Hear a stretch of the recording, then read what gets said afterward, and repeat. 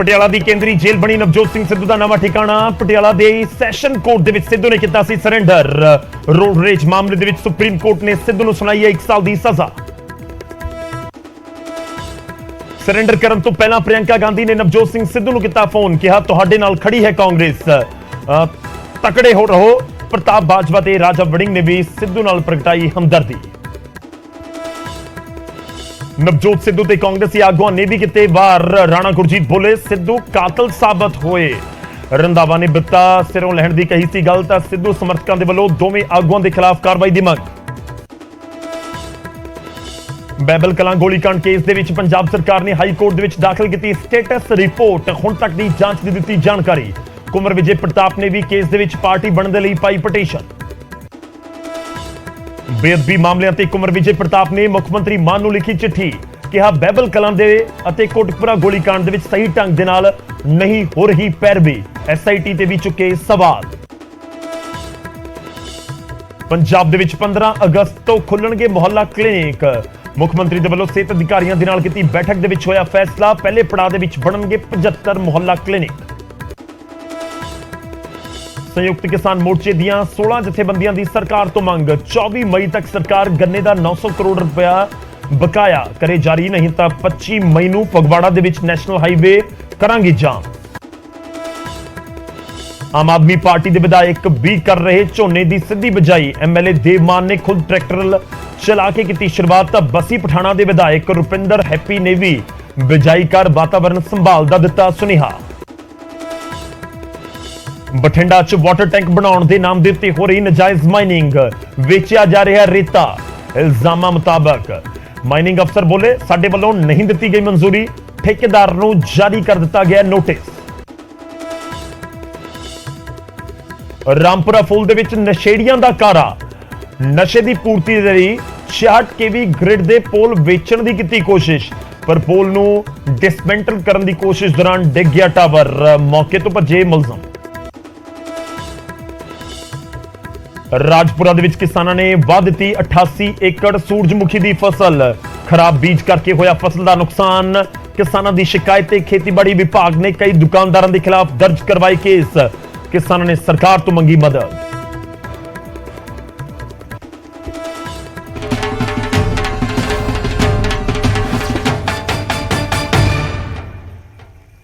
ਸਤਿ ਸ਼੍ਰੀ ਅਕਾਲ, ਸਵਾਗਤ ਹੈ। ਗੌਰਵ ਸ਼ੁਕਲਾ ਮੈਂ ਹਾਂ ਤੁਹਾਡੇ ਨਾਲ ਹਾਜ਼ਰ ਹਾਂ ਖਬਰਾਂ ਦਾ ਪ੍ਰਾਈਮ ਟਾਈਮ ਲੈ ਕੇ। ਪ੍ਰਾਈਮ ਟਾਈਮ ਦੇ ਵਿੱਚ ਅੱਜ ਕੱਲ ਨਵਜੋਤ ਸਿੰਘ ਸਿੱਧੂ ਦੀ ਪਿਛਲੇ 24 ਜਾਂ 36 ਘੰਟਿਆਂ ਤੋਂ ਨਵਜੋਤ ਸਿੰਘ ਸਿੱਧੂ ਪੰਜਾਬ ਦੇ ਵਿੱਚ ਖੂਬ ਸੁਰਖੀਆਂ ਦੇ ਵਿੱਚ ਨੇ। ਇੱਕ ਵਾਰ ਫਿਰ ਤੋਂ ਸਿੱਧੂ ਸੁਰਖੀਆਂ ਦੇ ਵਿੱਚ ਰਹਿੰਦੇ ਨੇ। ਵਿਧਾਇਕ ਬੇਸ਼ੱਕ ਨਹੀਂ ਬਣੇ, ਅਹੁਦੇ ਬੇਸ਼ੱਕ ਚਲੇ ਗਏ, ਪਰ ਸਿੱਧੂ ਚਰਚਾ ਦੇ ਵਿੱਚ ਨੇ। ਤੇ ਇਸ ਵਾਰ ਚਰਚਾ ਹੈ ਸੁਪਰੀਮ ਕੋਰਟ ਦੇ ਵੱਲੋਂ ਸਿੱਧੂ ਨੂੰ ਸੁਣਾਈ ਗਈ ਸਜ਼ਾ। ਤੇ ਸਿੱਧੂ ਨੂੰ ਸਜ਼ਾ ਸੁਣਾਈ ਗਈ ਤੇ ਆਖਿਰ ਸਿੱਧੂ ਨੂੰ ਸਰੈਂਡਰ ਕਰਨਾ ਪਿਆ। ਤੇ ਹੁਣ ਸਿੱਧੂ ਪਹੁੰਚ ਚੁੱਕੇ ਨੇ ਪਟਿਆਲਾ ਦੀ ਕੇਂਦਰੀ ਜੇਲ੍ਹ ਦੇ ਵਿੱਚ। 5 ਤਸਵੀਰਾਂ ਦੇ ਨਾਲ ਪੂਰੇ ਦਿਨ ਦਾ ਅਪਡੇਟ ਤੁਹਾਨੂੰ ਦਵਾਂਗੇ। ਸ਼ੁਰੂਆਤ ਕਰਨ ਜਾ ਰਹੇ ਹਾਂ 5 ਤਸਵੀਰਾਂ ਦੇ ਨਾਲ। ਸਲਾਖਾਂ ਦੇ ਪਿੱਛੇ ਨਵਜੋਤ ਸਿੰਘ ਸਿੱਧੂ ਪਹੁੰਚ ਚੁੱਕੇ ਨੇ ਪਟਿਆਲਾ ਕੇਂਦਰੀ ਜੇਲ੍ਹ। ਸਿੱਧੂ ਦਾ ਹੁਣ ਨਵਾਂ ਟਿਕਾਣਾ ਹੋਵੇਗੀ। ਸਰੈਂਡਰ ਕਰਨ ਤੋਂ ਬਾਅਦ ਪਟਿਆਲਾ ਜੇਲ੍ਹ ਪਹੁੰਚੇ ਨੇ ਸਿੱਧੂ। ਪਟਿਆਲਾ ਕੋਰਟ ਦੇ ਵਿੱਚ ਸਿੱਧੂ ਨੇ ਸਰੈਂਡਰ ਕੀਤਾ ਸੀ। 34 ਸਾਲ ਪੁਰਾਣੇ ਰੋਡ ਰੇਸ ਦੇ ਕੇਸ ਦੇ ਵਿੱਚ 1 ਸਾਲ ਦੀ ਜੇਲ੍ਹ ਦੇ ਵਿੱਚ ਨਵਜੋਤ ਸਿੰਘ ਸਿੱਧੂ ਨੂੰ ਰਹਿਣਾ ਹੋਏਗਾ। 1 ਸਾਲ ਦੀ ਜੇਲ੍ਹ ਸੁਣਾਈ ਗਈ ਹੈ ਸੁਪਰੀਮ ਕੋਰਟ ਦੇ ਵੱਲੋਂ। 5 ਤਸਵੀਰਾਂ ਤੁਹਾਡੇ ਸਾਹਮਣੇ ਨੇ। ਤਾਂ ਪੂਰਾ ਤੁਹਾਨੂੰ ਦਿਨ ਦਾ ਵੇਰਵਾ ਦੇ ਰਿਹਾ ਕਿ ਆਖਿਰ ਕੀ ਕੁਝ ਹੋਇਆ। ਦਿਨ ਦੇ ਸਮੇਂ, ਸਵੇਰ ਦੇ ਸਮੇਂ ਨਵਜੋਤ ਸਿੰਘ ਸਿੱਧੂ ਦੇ ਜਿਹੜੇ ਸਮਰਥਕ ਹੈਗੇ ਨੇ ਉਹ ਵੀ ਉਹਨਾਂ ਦਾ ਜਮਾਵੜਾ ਉਹਨਾਂ ਦੇ ਘਰ ਲੱਗਿਆ ਰਿਹਾ। ਤੇ ਇਸ ਵਿਚਾਲੇ ਸਿੱਧੂ ਦੇ ਵਕੀਲਾਂ ਨੇ ਸੁਪਰੀਮ ਕੋਰਟ ਦੇ ਵਿੱਚ ਕੋਸ਼ਿਸ਼ ਕੀਤੀ ਕਿ ਸਿੱਧੂ ਨੂੰ 1 ਹਫ਼ਤੇ ਦਾ ਸਮਾਂ ਮਿਲ ਜਾਵੇ ਸਰੈਂਡਰ ਕਰਨ ਦੇ ਲਈ। ਸਿਹਤ ਦਾ ਹਵਾਲਾ ਦਿੱਤਾ ਗਿਆ, ਪਰ ਸੁਪਰੀਮ ਕੋਰਟ ਦੇ ਵਿੱਚ 2 ਵਾਰੀ ਕੋਸ਼ਿਸ਼ ਕਰਨ ਦੇ ਬਾਵਜੂਦ ਸੁਣਵਾਈ ਨਹੀਂ ਹੋ ਸਕੀ, ਜਿਸ ਦਾ ਸਿੱਧਾ ਜਿਹਾ ਮਤਲਬ ਸੀ ਕਿ ਸਿੱਧੂ ਨੂੰ ਸਰੈਂਡਰ ਕਰਨਾ ਹੋਵੇਗਾ। ਤਾਂ ਸਰੈਂਡਰ ਕਰਨ ਦੇ ਲਈ ਸਿੱਧੂ ਸ਼ਾਮ ਬਾਅਦ ਦੁਪਹਿਰ ਤੁਸੀਂ ਕਹਿ ਸਕਦੇ ਹੋ 3:50 ਦੇ ਉੱਤੇ ਆਪਣੇ ਘਰੋਂ ਨਿਕਲਦੇ ਨੇ ਤੇ ਸ਼ਾਮ 4 ਵਜੇ ਕੋਰਟ ਦੇ ਵਿੱਚ ਪਹੁੰਚਦੇ ਨੇ, ਜਿੱਥੇ ਜਾ ਕੇ ਉਹਨਾਂ ਦੇ ਵੱਲੋਂ ਸਰੈਂਡਰ ਕਰ ਦਿੱਤਾ ਜਾਂਦਾ ਹੈ। ਇਹ ਪਟਿਆਲਾ ਦੀ ਡਿਸਟ੍ਰਿਕਟ ਕੋਰਟ ਹੈ ਜਿੱਥੇ ਸਿੱਧੂ ਪਹੁੰਚੇ ਸਨ। ਤਸਵੀਰ ਦੇ ਵਿੱਚ ਅਸੀਂ ਤੁਹਾਨੂੰ ਪਟਿਆਲਾ ਕੋਰਟ ਵਾਲੀਆਂ ਤਸਵੀਰਾਂ ਵੀ ਦਿਖਾ ਰਹੇ ਹਾਂ। ਤੇ ਉਸ ਤੋਂ ਬਾਅਦ ਕਿਉਂਕਿ ਇਹ ਪ੍ਰੋਸੀਜਰ ਹੁੰਦਾ ਹੈ ਔਰ 5:20 ਤੇ 4 ਵਜੇ ਸਿੱਧੂ ਕੋਰਟ ਦੇ ਵਿੱਚ ਪਹੁੰਚੇ, ਸਰੈਂਡਰ ਕੀਤਾ ਤੇ ਉੱਥੇ ਦੀ ਜਿਹੜੀਆਂ ਕਾਗਜ਼ੀ ਕਾਰਵਾਈ ਹੁੰਦੀ ਹੈ ਉਸ ਨੂੰ ਪੂਰਾ ਕੀਤਾ ਗਿਆ। ਤੇ ਉਸ ਤੋਂ ਬਾਅਦ ਸਿੱਧੂ ਨੂੰ ਕਸਟਡੀ ਦੇ ਵਿੱਚ ਲੈ ਕੇ 5:20 ਦੇ ਉੱਤੇ ਮੈਡੀਕਲ ਕਰਵਾਉਣ ਦੇ ਲਈ ਟੀਮ ਲੈ ਕੇ ਪਹੁੰਚ ਗਈ ਮਾਤਾ ਕੁਸ਼ਲਿਆ ਹਸਪਤਾਲ ਦੇ ਵਿੱਚ। ਤੇ ਉਸ ਤੋਂ ਬਾਅਦ ਨਵਜੋਤ ਸਿੰਘ ਸਿੱਧੂ ਨੂੰ 6:14 ਦੇ ਉੱਤੇ ਜੇਲ੍ਹ ਸ਼ਿਫਟ ਕਰ ਦਿੱਤਾ ਗਿਆ, ਸਲਾਖਾਂ ਦੇ ਪਿੱਛੇ ਪਹੁੰਚਾ ਦਿੱਤਾ ਗਿਆ। ਤਾਂ ਅਗਲੇ 1 ਸਾਲ ਦੇ ਲਈ ਪੰਜਾਬ ਕਾਂਗਰਸ ਦੇ ਸਾਬਕਾ ਪ੍ਰਧਾਨ, ਸਾਬਕਾ ਮੈਂਬਰ ਪਾਰਲੀਮੈਂਟ, ਸਾਬਕਾ ਰਾਜ ਸਭਾ ਮੈਂਬਰ, ਸਾਬਕਾ ਪੰਜਾਬ ਸਰਕਾਰ ਦੇ ਵਿੱਚ ਰਹੇ ਮੰਤਰੀ, ਸਾਬਕਾ ਵਿਧਾਇਕ ਨਵਜੋਤ ਸਿੰਘ ਸਿੱਧੂ ਦਾ ਪਤਾ ਪਟਿਆਲਾ ਦੀ ਕੇਂਦਰੀ ਜੇਲ੍ਹ ਹੋਵੇਗੀ। ਜਦੋਂ ਉਹਨਾਂ ਨੂੰ ਜੇਲ੍ਹ ਲੈ ਕੇ ਟੀਮ ਪਹੁੰਚੀ ਹੈ, ਪੁਲਿਸ ਉੱਥੇ ਪਹੁੰਚੀ ਹੈ, ਹੈਂਡਓਵਰ ਕੀਤਾ ਜਾਂਦਾ ਹੈ ਜੇਲ੍ਹ ਪ੍ਰਬੰਧਕ ਨੂੰ, ਤਾਂ ਉਸ ਸਮੇਂ ਉੱਥੇ ਕੀ ਮਾਹੌਲ ਸੀ ਉਸਦਾ ਜਾਇਜ਼ਾ ਲਿਆ ਸਾਡੇ ਸਹਿਯੋਗੀ ਨਪਿੰਦਰ ਬਰਾੜ ਨੇ। ਗੱਡੀਆਂ ਅੱਗੇ ਤਾਂ ਨਵਜੋਤ ਸਿੰਘ ਸਿੱਧੂ ਦਾ ਕਾਫਲਾ ਪਹੁੰਚ ਚੁੱਕਾ। ਨਵਜੋਤ ਸਿੰਘ ਸਿੱਧੂ ਨੂੰ ਲੈ ਕੇ ਪੁਲਿਸ ਪਹੁੰਚ ਚੁੱਕੀ ਹੈ। ਨਵਜੋਤ ਸਿੰਘ ਸਿੱਧੂ ਨੂੰ ਲੈ ਕੇ ਪਟਿਆਲਾ ਜੇਲ੍ਹ ਦੇ ਬਾਹਰ ਗੱਡੀਆਂ ਪਹੁੰਚ ਚੁੱਕੀਆਂ ਨੇ। ਕੁਝ ਸੈਕਿੰਡ ਦੇ ਵਿੱਚ ਜੇਲ੍ਹ ਦੇ ਬਾਹਰ ਇਹ ਕਾਫਲਾ ਪਹੁੰਚ ਜਾਵੇਗਾ। ਜੇਲ੍ਹ ਦੇ ਬਿਲਕੁਲ ਸਾਹਮਣੇ ਸੜਕ ਦੇ ਦੂਸਰੇ ਪਾਸਿਓਂ ਇਹ ਗੱਡੀਆਂ ਪਹੁੰਚ ਚੁੱਕੀਆਂ ਨੇ ਔਰ ਹੁਣ ਇਹ ਕਾਫਲਾ ਪਟਿਆਲਾ ਜੇਲ੍ਹ ਦੇ ਅੰਦਰ ਦਾਖਲ ਹੋਵੇਗਾ। ਨਵਜੋਤ ਸਿੰਘ ਸਿੱਧੂ ਲੈ ਕੇ ਪਟਿਆਲਾ ਜੇਲ੍ਹ ਦੇ ਬਿਲਕੁਲ ਸਾਹਮਣੇ ਪਹੁੰਚ ਚੁੱਕੀਆਂ ਨੇ ਪੁਲਿਸ ਦੀਆਂ ਗੱਡੀਆਂ ਔਰ ਇਹ ਲਾਈਵ ਤਸਵੀਰਾਂ ਤੁਹਾਡੇ ਸਾਹਮਣੇ ਨੇ। ਨਵਜੋਤ ਸਿੰਘ ਸਿੱਧੂ ਨੂੰ ਲੈ ਕੇ ਪੁਲਿਸ ਪਹੁੰਚ ਚੁੱਕੀ ਆ ਜੇਲ੍ਹ ਦੇ ਅੰਦਰ ਸਪੁਰਦ ਕਰਨ ਦੇ ਲਈ। ਨਵਜੋਤ ਸਿੰਘ ਸਿੱਧੂ ਨੂੰ ਉਹਨਾਂ ਦੇ ਨਵੇਂ ਪਤੇ ਕੇਂਦਰੀ ਸੁਧਾਰ ਕਰ ਪਟਿਆਲਾ ਦੇ ਵਿੱਚ ਸ਼ਿਫਟ ਕਰਨ ਦੇ ਲਈ ਇਹ ਕਾਫਲਾ ਪਹੁੰਚ ਚੁੱਕਿਆ ਹੈ। ਨਵਜੋਤ ਸਿੰਘ ਸਿੱਧੂ ਇਸ ਗੱਡੀ ਦੇ ਵਿੱਚ ਤੁਹਾਨੂੰ ਸਾਹਮਣੇ ਨਜ਼ਰ ਆਉਣਗੇ। ਨਵਜੋਤ ਸਿੰਘ ਸਿੱਧੂ ਵਿਚਕਾਰ ਬਿਠਾਏ ਹੋਏ ਨੇ, ਵਿਚਕਾਰ ਬੈਠੇ ਹੋਏ ਨੇ ਔਰ ਪੁਲਿਸ ਦਾ ਇਹ ਬਲ ਅੰਦਰ ਗਿਆ। ਤੁਸੀਂ ਦੇਖੋ ਪੁਲਿਸ ਦੀਆਂ ਗੱਡੀਆਂ ਅੱਗੇ ਗਈਆਂ ਨੇ, 2 ਗੱਡੀਆਂ ਅੰਦਰ ਗਈਆਂ ਨੇ, ਬਾਕੀ ਕਾਫਲਾ ਬਾਹਰ ਰੋਕ ਲਿਆ ਗਿਆ। ਪਹਿਲੀ ਗੱਡੀ ਜਿਹੜੀ ਅੱਗੇ ਗਈ ਆ ਜਿਸ ਦੇ ਪਿੱਛੇ ਵੀ ਤੁਹਾਨੂੰ ਪੁਲਿਸ ਦੇ ਮੁਲਾਜ਼ਮ ਝੂਟਦੇ ਹੋਏ ਨਜ਼ਰ ਆ ਰਹੇ ਨੇ, ਉਸ ਗੱਡੀ ਦੇ ਵਿੱਚ ਨਵਜੋਤ ਸਿੰਘ ਸਿੱਧੂ ਮੌਜੂਦ ਸੀ। ਵਿਚਕਾਰ ਜਿਸ ਤਰ੍ਹਾਂ ਆਮ ਕੈਦੀਆਂ ਨੂੰ, ਆਮ ਮੁਲਜ਼ਮਾਂ ਨੂੰ ਬਿਠਾ ਕੇ ਲਿਜਾਇਆ ਜਾਂਦਾ ਉਸੇ ਤਰ੍ਹਾਂ ਨਵਜੋਤ ਸਿੰਘ ਸਿੱਧੂ ਵਿਚਕਾਰ ਬੈਠੇ ਹੋਏ। ਦੋਨੇ ਪਾਸੇ ਪੁਲਿਸ ਦੇ ਮੁਲਾਜ਼ਮ ਔਰ ਗੱਡੀ ਦੇ ਵਿੱਚ ਬਾਕੀ ਅੱਗੇ ਪਿੱਛੇ ਹਰ ਜਗ੍ਹਾ ਤੇ ਪੁਲਿਸ ਦੇ ਮੁਲਾਜ਼ਮ ਬੈਠੇ ਹੋਏ ਸੀ ਔਰ ਵਿਚਕਾਰ ਜਿਵੇਂ ਇੱਕ ਆਮ ਮੁਲਜ਼ਮ ਨੂੰ ਬਿਠਾਇਆ ਜਾਂਦਾ ਉਸੇ ਤਰ੍ਹਾਂ ਨਵਜੋਤ ਸਿੰਘ ਸਿੱਧੂ ਨੂੰ ਬਿਠਾਇਆ ਗਿਆ। ਤਾਂ ਨਵਜੋਤ ਸਿੰਘ ਸਿੱਧੂ ਜੇਲ੍ਹ ਪਹੁੰਚ ਚੁੱਕੇ ਨੇ। 1 ਸਾਲ ਦੇ ਲਈ ਸੁਪਰੀਮ ਕੋਰਟ ਨੇ ਸਜ਼ਾ ਸੁਣਾਈ ਤੇ 1 ਸਾਲ ਦੇ ਲਈ ਹੁਣ ਪਟਿਆਲਾ ਦੀ ਜੇਲ੍ਹ ਦੇ ਵਿੱਚ ਨਵਜੋਤ ਸਿੰਘ ਸਿੱਧੂ ਨੂੰ ਰਹਿਣਾ ਹੋਵੇਗਾ। ਨਵਜੋਤ ਸਿੰਘ ਸਿੱਧੂ ਕਈ ਤਰ੍ਹਾਂ ਦੀਆਂ ਦਵਾਈਆਂ ਖਾ ਰਹੇ ਨੇ ਜੋ ਡਾਕਟਰਾਂ ਦੇ ਵੱਲੋਂ ਉਹਨਾਂ ਨੂੰ ਦੱਸੀਆਂ ਗਈਆਂ ਨੇ। ਕਣਕ ਤੋਂ ਉਹਨਾਂ ਨੂੰ ਐਲਰਜੀ ਹੈ, ਇਸ ਲਈ ਮੈਡੀਕਲ ਦੇ ਦੌਰਾਨ ਸਿੱਧੂ ਨੇ ਆਪਣੀਆਂ ਬਿਮਾਰੀਆਂ ਸੰਬੰਧੀ ਡਾਕਟਰਾਂ ਨੂੰ ਇਤਲਾਹ ਵੀ ਦਿੱਤੀ। ਇਹ ਵੀ ਦੱਸਿਆ ਕਿ ਉਹ ਕੀ ਖਾ ਸਕਦੇ ਨੇ।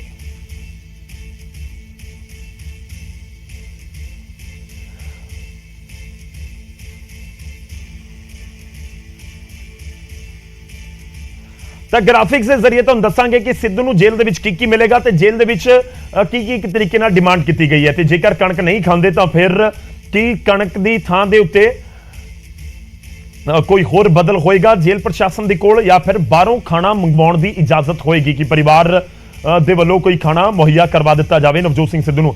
ਹਾਲਾਂਕਿ ਜ਼ਰੂਰ ਕਾਨੂੰਨ ਦੇ ਮੁਤਾਬਕ ਪੋਸਿਬਿਲਿਟੀ ਹੈ ਜਾਂ ਨਹੀਂ ਉਸ ਨੂੰ ਲੈ ਕੇ ਜ਼ਰੂਰ ਇੱਕ ਅਰਜ਼ੀ ਜਾਂ ਕਹੀਏ ਕਿ ਅਦਾਲਤ ਦੇ ਸਾਹਮਣੇ ਆਪਣੀ ਗੱਲ ਰੱਖੀ ਹੋਏਗੀ। ਪਰ ਸਿੱਧੂ ਜਦੋਂ ਪਹੁੰਚੇ ਅਦਾਲਤ ਦੇ ਵਿੱਚ ਤਾਂ ਉਹਨਾਂ ਦੇ ਨਾਲ ਸਿੱਧੂ ਦੇ ਕਰੀਬੀ ਕਈ ਕਾਂਗਰਸੀ ਆਗੂ ਵੀ ਸੀ। ਨਵਤੇਜ ਚੀਮਾ ਨਵਜੋਤ ਸਿੰਘ ਸਿੱਧੂ ਦੀ ਗੱਡੀ ਚਲਾ ਰਹੇ ਸਨ। ਅਸ਼ਵਨੀ ਸੇਖੜੀ ਵੀ ਉਹਨਾਂ ਦੇ ਨਾਲ ਸੀ। ਸੇਖੜੀ ਕੀ ਕੁਝ ਕਹਿ ਰਹੇ ਨੇ ਉਹ ਤੁਹਾਨੂੰ ਸੁਣਾਉਂਦੇ। ਨੁਕਸਾਨ ਹੋਏਗਾ 1 ਸਾਲ ਜੇਲ੍ਹ ਦੇ ਅੰਦਰ ਗੱਲਬਾਤ ਕਰਨ ਤੁਸੀਂ ਜੇਲ੍ਹ 'ਚ ਜਾਇਆ ਕਰੋਗੇ, ਸਿੱਧੂ ਹੋਰਾਂ ਨੂੰ ਮਿਲਣ ਜੇਲ੍ਹ 'ਚ ਜਾਇਆ ਕਰੋਗੇ? ਨਹੀਂ ਦੇਖੋ ਸਿੱਧੂ ਜੀ ਸਾਡੇ ਮਿੱਤਰ ਨੇ, ਉਹਨਾਂ ਲਈ ਸਮੇਂ-ਸਮੇਂ ਦੇ ਜਦੋਂ ਮੁਲਾਕਾਤ ਦਾ ਸਮਾਂ ਮਿਲੇਗਾ ਜਾਵਾਂਗੇ, ਪਰ ਜਿਹੜੇ ਮੁੱਦੇ ਚੱਕੇ ਨੇ ਉਹਨਾਂ ਨੂੰ ਡੈਡ ਨਹੀਂ ਹੋਣ ਦਿੱਤਾ ਜਾਏਗਾ। ਪੰਜਾਬ ਕਾਂਗਰਸ ਦੀ ਪਰਫਾਰਮੈਂਸ ਕਿਵੇਂ ਦੇਖਦੇ ਹੋ ਸਿੱਧੂ ਦੇ ਪੂਰੇ ਇਸ ਘਟਨਾਕ੍ਰਮ ਦੇ ਵਿੱਚ? ਪ੍ਰਤਾਪ ਸਿੰਘ ਬਾਜਵਾ ਜੀ ਸਾਡੇ CLP ਦੇ ਲੀਡਰ ਨੇ। ਸੁਖਜਿੰਦਰ ਰੰਧਾਵਾ ਦੀ ਸਟੇਟਮੈਂਟ ਦੇਖੀ? ਸਰਦਾਰ ਪ੍ਰਤਾਪ ਸਿੰਘ ਬਾਜਵਾ ਜੀ ਨੇ 2 ਵਾਰੀ ਪੁੱਛਿਆ ਦਿਨ ਦੇ ਵਿੱਚ ਫੋਨ ਕਰਕੇ ਔਰ ਉਹਨਾਂ ਨੇ ਟਵੀਟ ਵੀ ਕੀਤਾ। ਸਾਡੇ ਨੈਸ਼ਨਲ ਲੀਡਰਸ ਪ੍ਰਿਯੰਕਾ ਗਾਂਧੀ ਜੀ ਨੇ ਫੋਨ। ਰੰਧਾਵਾ ਹੋਰਾਂ ਦੀ ਸਟੇਟਮੈਂਟ ਦੇਖੀ? ਰੰਧਾਵਾ ਸਾਹਿਬ ਵੀ ਸਾਡੇ ਮਿੱਤਰ ਨੇ ਔਰ ਉਹ ਆਪਣਾ ਸਿੱਧੂ ਸਾਹਿਬ ਦੇ ਖਾਸ ਮਿੱਤਰ ਨੇ ਤੇ ਮੈਨੂੰ ਸਮਝ ਨਹੀਂ ਹੈ ਕਿ ਉਹ ਐਸੀ ਸਟੇਟਮੈਂਟ ਕਿਉਂ ਦਿੱਤੀ ਹੈ, ਉਹਨਾਂ ਨੂੰ ਪਤਾ ਹੋਏਗਾ। ਪਰ ਸਿੱਧੂ ਸਾਹਿਬ ਤੇ ਰੰਧਾਵਾ ਸਾਹਿਬ ਦਾ ਪਿਆਰ ਤਾਂ ਬਹੁਤ ਜ਼ਿਆਦਾ ਸੀ। ਅੱਛਾ, ਜੇਲ੍ਹ ਦੇ ਅੰਦਰ ਹੁਣ ਕਿਵੇਂ ਰਿਹਾ ਜਾਏਗਾ? ਕੱਪੜੇ ਕੁਝ ਲੈ ਕੇ ਗਏ, ਦਵਾਈਆਂ ਕੁਝ ਲੈ ਕੇ ਜਾਈਆਂ ਜਾਣਗੀਆਂ ਜਾਂ ਜਿਹੜੀ ਪੈਰ ਦੀ ਦਿੱਕਤ ਸੀਗੀ, ਵੀਟ ਐਲਰਜੀ ਸੀ, ਉਹ ਉਸ ਦੀ ਮਨਜ਼ੂਰੀ ਦੇ ਦਿੱਤੀ ਗਈ? ਕੱਪੜੇ ਤੇ ਜਿਹੜੇ ਜੇਲ੍ਹ ਦੇ ਮੈਨੂਅਲ ਦੇ ਹਿਸਾਬ ਨਾਲ ਉਹੀ ਪਾਏ ਜਾਣਗੇ। ਕੱਪੜੇ ਲੈ ਕੇ ਤੇ ਕੋਈ ਨਾਲ ਨਹੀਂ ਗਏ, ਪਰ ਦਵਾਈਆਂ ਜਿਹੜੀਆਂ ਡਾਕਟਰਸ ਨੇ ਕੀਤੀਆਂ ਹੈ, ਇਹਨਾਂ ਦੇ ਜਿਹੜੇ ਡਾਕਟਰਸ ਨੇ ਅਪੋਲੋ ਦੇ, ਉਹਨਾਂ ਦੇ ਹਿਸਾਬ ਨਾਲ ਦਵਾਈਆਂ ਇਹਨਾਂ ਨੇ ਦੱਸੀਆਂ ਇੱਥੇ। ਤੇ ਜਿਹੜੇ ਮੈਡੀਕਲ ਇੱਥੇ ਆਫੀਸਰ ਸਨ ਉਹਨਾਂ ਨੇ ਕਿਹਾ ਅਸੀਂ ਇਨਵੈਸਟੀਗੇਟ ਕਰਾਂਗੇ ਖੁਦ। ਤਾਂ ਸਰਕਾਰ ਦੇ ਜਿਹੜੇ ਡਾਕਟਰਸ ਨੇ ਇਨਵੈਸਟੀਗੇਟ ਕਰਨਗੇ, ਫਿਰ ਉਸ ਹਿਸਾਬ ਨਾਲ ਦਵਾਈਆਂ ਦਿੱਤੀਆਂ ਜਾਣਗੀਆਂ, ਉਸ ਹਿਸਾਬ ਨਾਲ ਖਾਣਾ ਵੀ ਦਿੱਤਾ ਜਾਏਗਾ। ਜੋ ਰਿਕਮੈਂਡ ਕੀਤਾ। ਬਿਲਕੁਲ ਬਿਲਕੁਲ ਜਿਹੜੀ ਦਿੱਕਤ ਵੀਟ ਐਲਰਜੀ ਦੀ ਸੀਗੀ, ਜਿਹੜੀ ਦਿੱਕਤ ਪੈਰ ਦੀ ਸੱਟ ਦੀ ਸੀ, ਉਹ ਕੀ ਰਿਪੋਰਟ ਬਣਾ ਕੇ ਦਿੱਤੀ ਹੈ ਜੇਲ੍ਹ ਪ੍ਰਸ਼ਾਸਨ ਨੂੰ ਕਿ ਇਸ ਦੇ ਉੱਤੇ ਕੀ ਉਹ ਪੱਟੀ ਅੰਦਰ ਲੈ ਕੇ ਜਾਣ ਦਿੱਤੀ ਜਾਏਗੀ? ਵੀਟ ਐਲਰਜੀ ਹੈ ਤਾਂ ਕਣਕ ਦੀ ਥਾਂ ਕੀ ਕੁਝ ਦਿੱਤਾ ਜਾਏਗਾ? ਕੀ ਰਿਪੋਰਟ ਡਾਕਟਰਾਂ ਨੇ ਦਿੱਤੀ ਹੈ? ਕੀ ਰਿਕਮੈਂਡੇਸ਼ਨ ਜੇਲ੍ਹ ਪ੍ਰਬੰਧਨ ਨੂੰ ਦਿੱਤੀ ਹੈ? ਜੋ ਸਿੱਧੂ ਸਾਹਿਬ ਦਾ ਇਲਾਜ ਚੱਲ ਰਿਹਾ ਸੀਗਾ ਉਹਨਾਂ ਨੇ ਇੱਥੇ ਦੱਸਿਆ ਡਾਕਟਰ ਸਾਹਿਬਾਨ ਨੂੰ, ਔਰ ਇੱਥੇ ਕੋਰਟ 'ਚ ਵੀ ਦੱਸਿਆ ਸੀ। ਹੁਣ ਸਰਕਾਰ ਨੇ ਆਪਣੇ ਡਾਕਟਰਾਂ ਦੇ ਥਰੂ, ਜੇਲ੍ਹ ਪ੍ਰਸ਼ਾਸਨ ਦੇ ਥਰੂ ਉਹਦੀ ਇਨਵੈਸਟੀਗੇਸ਼ਨ ਕਰਨਗੇ, ਉਹ ਆਪਣੇ ਡਾਕਟਰਾਂ ਥਰੂ ਚੈੱਕ ਕਰਨਗੇ, ਉਹ ਦੇਖਣਗੇ ਕਿ ਵੀਟ ਐਲਰਜੀ ਹੈ ਜਾਂ ਨਹੀਂ ਹੈ। ਹਾਂਜੀ, ਹਾਂਜੀ। ਅਗਰ ਵੀਟ ਐਲਰਜੀ ਹੈ ਤਾਂ ਫਿਰ ਉਸ ਹਿਸਾਬ ਨਾਲ ਹਾਂਜੀ ਦੇਖਣਗੇ। ਬਿਲਕੁਲ ਉਸ ਹਿਸਾਬ ਨਾਲ ਕਰਨਗੇ। ਪਹਿਲਾਂ ਆਪਣਾ ਕ੍ਰਾਸ ਚੈੱਕ ਕਰਨਗੇ ਹਰ ਚੀਜ਼ ਨੂੰ। ਕ੍ਰੋਸ ਚੈੱਕ ਕਰਨਗੇ, ਡਾਕਟਰਾਂ ਦੀ ਇੱਕ ਟੀਮ ਦੇਖੇਗੀ, ਉਹ ਸਾਰੇ ਟੈਸਟ ਲਿੱਤੇ ਜਾਣਗੇ, ਵੀਟ ਐਲਰਜੀ ਹੈ, ਪੈਰ 'ਚ ਸੱਟ ਕਿੰਨੀ ਹੈ। ਲੇਕਿਨ ਜਿਹੜੀ ਹੁਣ ਅੱਜ ਦੀ ਰਾਤ ਦੀ ਰੋਟੀ ਖਾਣੀ ਹੈ, ਅੱਜ ਰਾਤ ਦੀ ਰੋਟੀ ਵੀਟ ਤਾਂ ਐਲਰਜੀ ਹੈ, ਫਿਰ ਅੱਜ ਰਾਤ ਦੀ ਰੋਟੀ ਕੀ ਜੇਲ੍ਹ 'ਚ ਖਾਣਗੇ? ਤੇ ਨਾ ਵੀ ਖਾਣਗੇ ਕੋਈ ਗੱਲ ਨਹੀਂ, ਉਹ ਤੇ ਫਾਸਟ ਰੱਖ ਲੈਂਦੇ ਨੇ ਕਈ ਵਾਰ। ਵਰਤ ਜਿਹੜੀ ਰੱਖ- ਪੈਰ ਦੀ ਸੱਟ ਹੈ, ਪੈਰ ਦੀ ਸੱਟ ਜਿਹੜੀ ਪੱਟੀ ਬੰਨੀ ਹੈ, ਉਹ ਤੇ ਹੈ ਹੀ, ਸੱਟ ਤੇ ਹੈਗੀ ਹੈ ਪੈਰ ਦੇ ਉੱਤੇ। ਤੇ ਮੈਨੂੰ ਨਹੀਂ ਪਤਾ, ਹੁਣ ਉੱਥੇ ਜਾ ਕੇ ਫਿਰ ਡਾਕਟਰ ਇਨਵੈਸਟੀਗੇਟ ਕਰਨਗੇ, ਜੋ ਡਾਕਟਰ ਰਿਕਮੈਂਡ ਕਰਨਗੇ ਉਹੀ ਹੋਏਗਾ।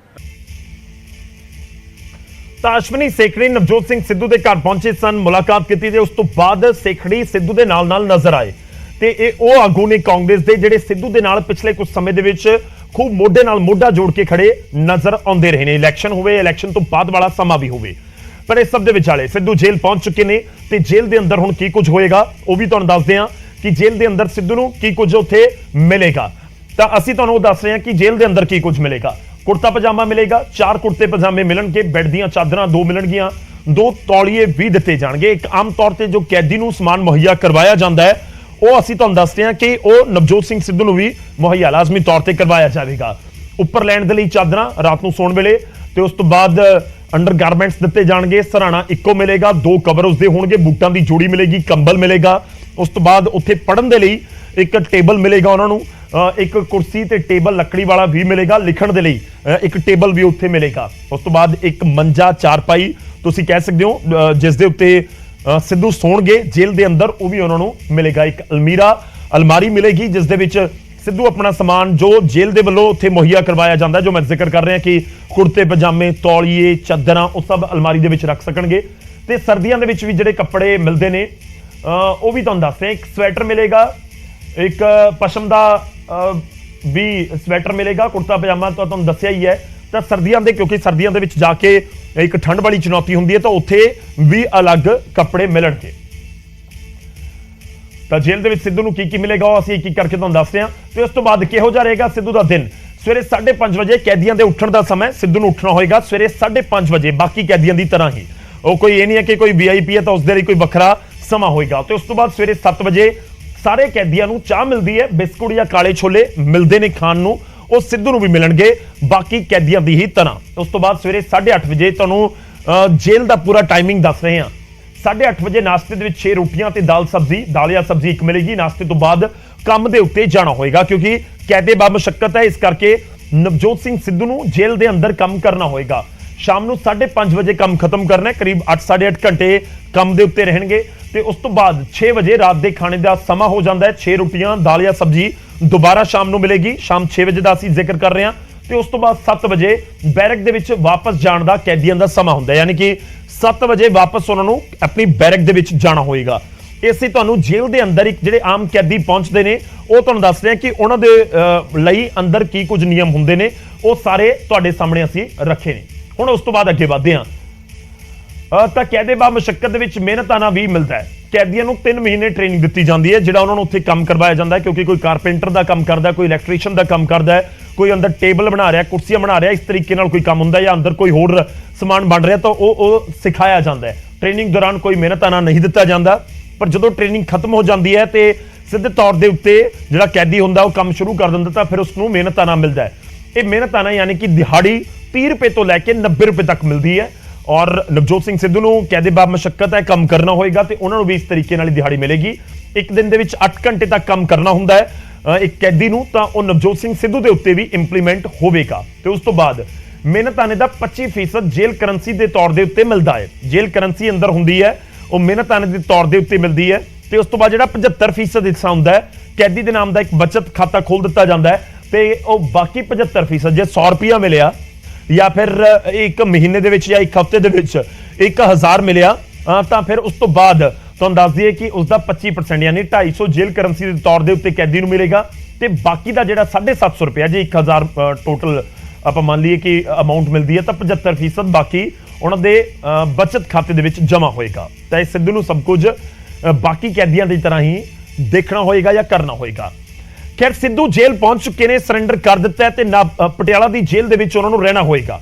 ਪਰ ਨਵਜੋਤ ਸਿੰਘ ਸਿੱਧੂ ਨੂੰ ਸਜ਼ਾ ਦੇ ਮਾਮਲੇ ਦੇ ਉੱਤੇ ਕਾਂਗਰਸ ਦੀ ਅੰਦਰੂਨੀ ਸਿਆਸਤ ਇੱਕ ਵਾਰ ਫਿਰ ਤੋਂ ਖੁੱਲ ਕੇ ਸਾਹਮਣੇ ਆ ਗਈ, ਜਾਂ ਕਹੀਏ ਕਿ ਅੰਦਰੂਨੀ ਵੰਡ ਜਿਹੜੀ ਸੀ ਉਹ ਖੁੱਲ ਕੇ ਸਾਹਮਣੇ ਆ ਗਈ। ਸਿੱਧੂ ਨੂੰ ਅਦਾਲਤ ਨੇ ਸਜ਼ਾ ਸੁਣਾਈ ਤਾਂ ਕਾਂਗਰਸ ਦੇ ਵੱਡੇ ਆਗੂਆਂ ਨੂੰ ਵੀ ਇਸ ਤੇ ਪ੍ਰਤੀਕਰਮ ਦੇਣ ਦੇ ਵਿੱਚ 24 ਘੰਟੇ ਲੱਗ ਗਏ।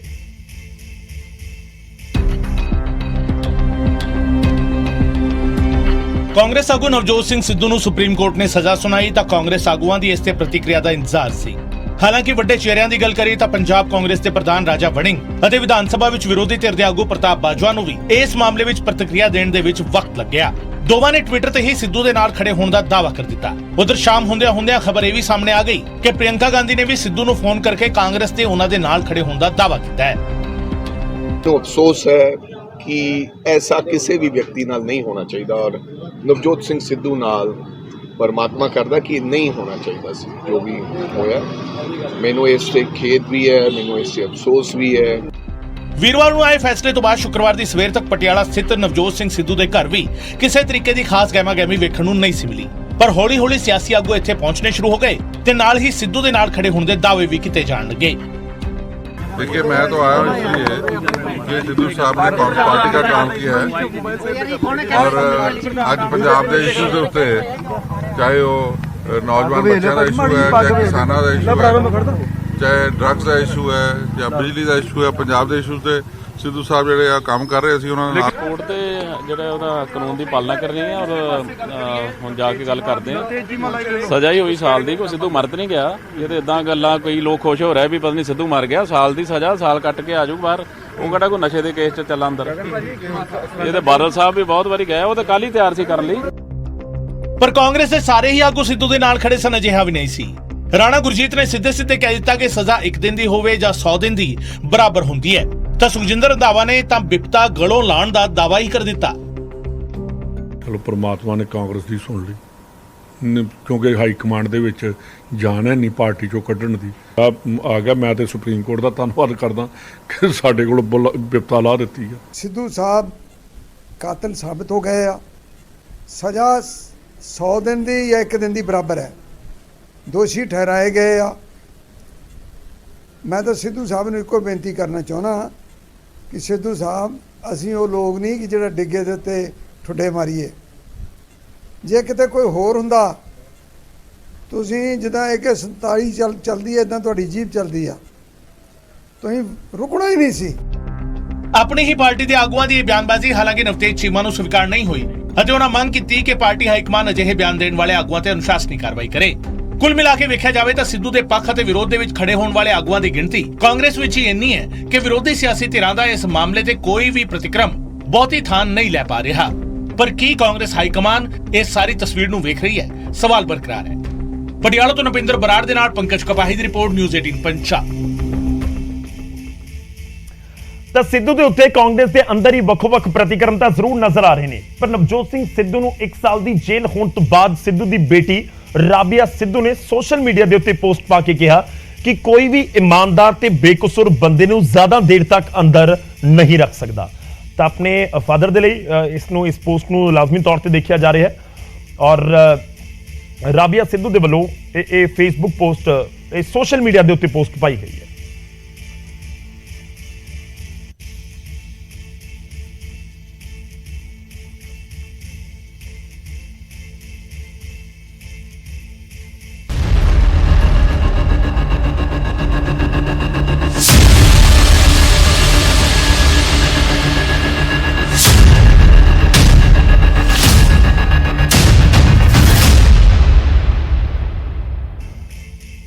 ਅੱਗੇ ਵਧਦੇ ਤੇ ਹੁਣ ਜ਼ਿਕਰ ਉਸ ਚਿੱਠੀ ਦਾ ਜੋ ਲਿਖੀ ਗਈ ਹੈ ਕੁੰਵਰ ਵਿਜੇ ਪ੍ਰਤਾਪ ਦੇ ਵੱਲੋਂ। ਸਾਬਕਾ IPS ਅਧਿਕਾਰੀ ਨੇ, ਮੌਜੂਦਾ ਸਮੇਂ 'ਚ ਆਮ ਆਦਮੀ ਪਾਰਟੀ ਦੇ ਵਿਧਾਇਕ ਨੇ। ਬਹਿਬਲ ਕਲਾਂ ਤੇ ਬਰਗਾੜੀ ਕਾਂਡ ਨੂੰ ਲੈ ਕੇ ਬਣਾਈ ਗਈ SIT ਤੇ ਸਵਾਲ ਖੜੇ ਕੀਤੇ ਗਏ ਨੇ। ਸਵਾਲ ਕਿਸੇ ਵਿਰੋਧੀ ਧਿਰ ਦੇ ਆਗੂ ਨੇ ਨਹੀਂ, ਸਗੋਂ ਪੰਜਾਬ 'ਚ ਆਮ ਆਦਮੀ ਪਾਰਟੀ ਦੇ ਵਿਧਾਇਕ ਅਤੇ ਪਹਿਲਾਂ SIT ਦਾ ਹਿੱਸਾ ਰਹੇ ਕੁੰਵਰ ਵਿਜੇ ਪ੍ਰਤਾਪ ਨੇ ਹੀ ਖੜੇ ਕੀਤੇ।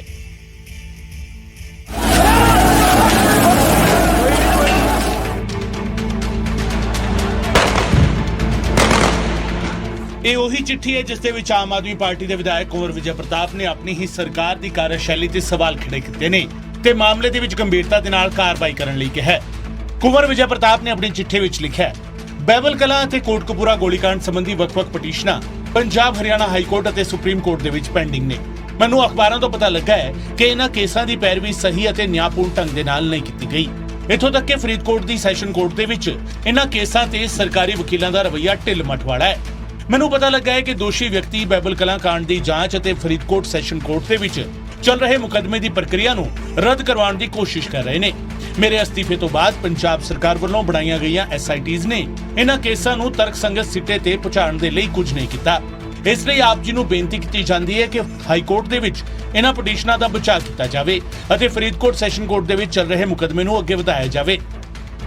ਮੈਨੂੰ ਬੜੀ ਹੈਰਾਨੀ ਹੈ ਕਿ ਜਿਹੜੀ ਆਮ ਆਦਮੀ ਪਾਰਟੀ ਦੀ ਸਰਕਾਰ ਪੰਜਾਬ ਦੇ ਲੋਕਾਂ ਨਾਲ ਵਾਅਦਾ ਕਰਕੇ ਆਈ ਸੀ ਕਿ 24 ਘੰਟਿਆਂ 'ਚ ਇਨਸਾਫ ਦੇਵਾਂਗੇ, ਅੱਜ 2 ਮਹੀਨੇ ਬੀਤ ਜਾਣ ਬਾਅਦ ਵੀ ਇਨਸਾਫ ਤਾਂ ਕੀ ਦੇਣਾ, ਇੱਕ ਕਦਮ ਇਸ ਮਾਮਲੇ 'ਚੋਂ ਅੱਗੇ ਨਹੀਂ ਵਧੀ। ਇਹ ਸਵਾਲ ਪੈਦਾ ਕਰਦਾ ਹੈ, ਸ਼ੰਕੇ ਪੈਦਾ ਕਰਦਾ ਹੈ ਸਾਡੇ ਮਨਾਂ 'ਚ ਕਿ ਕਿਤੇ ਕੋਈ ਰਾਜਨੀਤਿਕ ਸੌਦੇਬਾਜ਼ੀ ਤਾਂ ਨਹੀਂ ਹੋਈ। ਵਜ਼ਾਰਤ ਧਿਰ ਦੇ ਵਿਧਾਇਕ ਦੇ ਇਸ ਨਾਜ਼ੁਕ ਮੁੱਦੇ ਤੇ ਚਿੱਠੀ ਬਾਹਰ ਆਈ ਤਾਂ ਸਿਆਸਤ ਵੀ ਗਰਮਾ ਗਈ। ਭਾਜਪਾ ਦੇ ਬੁਲਾਰੇ ਨੇ ਇਸ ਪੂਰੇ ਮਾਮਲੇ ਦੇ ਵਿੱਚ ਸਿਆਸੀ ਸੈਟਿੰਗ ਦਾ ਸਵਾਲ ਖੜਾ ਕਰ ਦਿੱਤਾ। ਉਧਰ ਦੂਜੇ ਪਾਸੇ ਆਪਣੇ ਹੀ ਵਿਧਾਇਕ ਵੱਲੋਂ ਖੜੇ ਕੀਤੇ ਸਵਾਲਾਂ ਤੇ ਪੰਜਾਬ ਦੇ ਕੈਬਨਿਟ ਮੰਤਰੀ ਦਾਅਵੇ ਕਰਦੇ ਨਜ਼ਰ ਆਏ ਕਿ ਆਉਂਦੇ ਕੁਝ ਮਹੀਨਿਆਂ ਦੇ ਵਿੱਚ ਇਸ ਮਾਮਲੇ ਦੇ ਵਿੱਚ ਨਤੀਜੇ ਵੀ ਵੇਖਣ ਨੂੰ ਮਿਲਣਗੇ। ਸਾਡੀ 2 ਮਹੀਨੇ ਹੋਏ ਜੇ ਸਰਕਾਰ ਬਣੀ। ਮਾਨ ਸਾਹਿਬ ਸਾਡੀ ਸਰਕਾਰ ਨੇ ਬਦਗਾੜੀ ਵਾਲੇ ਇਸ਼ੂ ਦੇ ਉੱਤੇ ਲੋਕਾਂ ਨਾਲ ਕਮਿਟਮੈਂਟ ਕੀਤੀ ਹੈ, ਸਿੱਖਾਂ ਨਾਲ, ਔਰ ਤੁਹਾਨੂੰ ਆਸ ਕਰਨੀ ਚਾਹੀਦੀ ਕਿ ਅਗਲੇ ਦਿਨਾਂ 'ਚ ਉਸ ਕੇਸ ਦੇ ਉੱਤੇ ਕਾਰਵਾਈ ਹੋਊਗੀ। ਤੁਸੀਂ ਘਬਰਾਓ। ਕੁੱਲ ਮਿਲਾ ਕੇ ਕੁੰਵਰ ਵਿਜੇ ਪ੍ਰਤਾਪ ਦੀ ਚਿੱਠੀ ਨੇ ਕਈ ਸਵਾਲ ਸਰਕਾਰ ਦੇ ਸਾਹਮਣੇ ਖੜੇ ਕਰ ਦਿੱਤੇ ਨੇ। ਬੇਸ਼ੱਕ ਸਰਕਾਰ ਦਾ ਪੱਖ ਪੂਰਦਿਆਂ ਕੈਬਨਿਟ ਮੰਤਰੀ ਕਈ ਦਾਅਵੇ ਕਰ ਰਹੇ ਨੇ, ਪਰ ਇਹਨਾਂ ਦਾਅਵਿਆਂ ਦਾ ਅਸਰ ਕਦੋਂ ਤੱਕ ਵਿਖਾਈ ਦਿੰਦਾ ਹੈ ਇਹ ਵੇਖਣਾ ਅਜੇ ਬਾਕੀ ਹੈ। Bureau report, news 18 Punjab. ਤਾਂ ਉਧਰ ਕੁੰਵਰ ਵਿਜੇ ਪ੍ਰਤਾਪ ਬਾਈਬਲ ਕਲਾਂ ਗੋਲੀकांड ਕੇਸ ਦੇ ਵਿੱਚ ਪਾਰਟੀ ਬਣਨ ਦੀ ਮੰਗ ਨੂੰ ਲੈ ਕੇ ਹਾਈ ਕੋਰਟ ਵੀ ਪਹੁੰਚ ਗਏ ਨੇ। ਕੁੰਵਰ ਵਿਜੇ ਪ੍ਰਤਾਪ ਦੇ ਵਕੀਲ ਹਾਈ ਕੋਰਟ ਦੇ ਵਿੱਚ ਮੰਗ ਰੱਖ ਰਹੇ ਨੇ ਕਿ ਇਸ ਕੇਸ ਦੇ ਵਿੱਚ ਕੁੰਵਰ ਨੂੰ ਵੀ ਪਾਰਟੀ ਬਣਾਇਆ ਜਾਵੇ। ਉਧਰ ਹਾਈ ਕੋਰਟ ਦੇ ਵਿੱਚ ਪੰਜਾਬ ਸਰਕਾਰ ਨੇ ਸਟੇਟਸ ਰਿਪੋਰਟ ਦਾਖਲ ਕਰ ਦਿੱਤੀ ਹੈ। ਹੁਣ ਤੱਕ ਦੀ ਜਾਂਚ ਦੀ ਰਿਪੋਰਟ ਅਦਾਲਤ ਦੇ ਸਾਹਮਣੇ ਰੱਖੀ ਗਈ ਹੈ। ਮਾਮਲੇ ਦੀ ਅਗਲੀ ਸੁਣਵਾਈ ਮੰਗਲਵਾਰ ਨੂੰ ਹੋਵੇਗੀ। 24 ਮਈ ਨੂੰ ਸੁਣਵਾਈ ਹੋਵੇਗੀ, ਯਾਨੀ ਕਿ ਮੰਗਲਵਾਰ।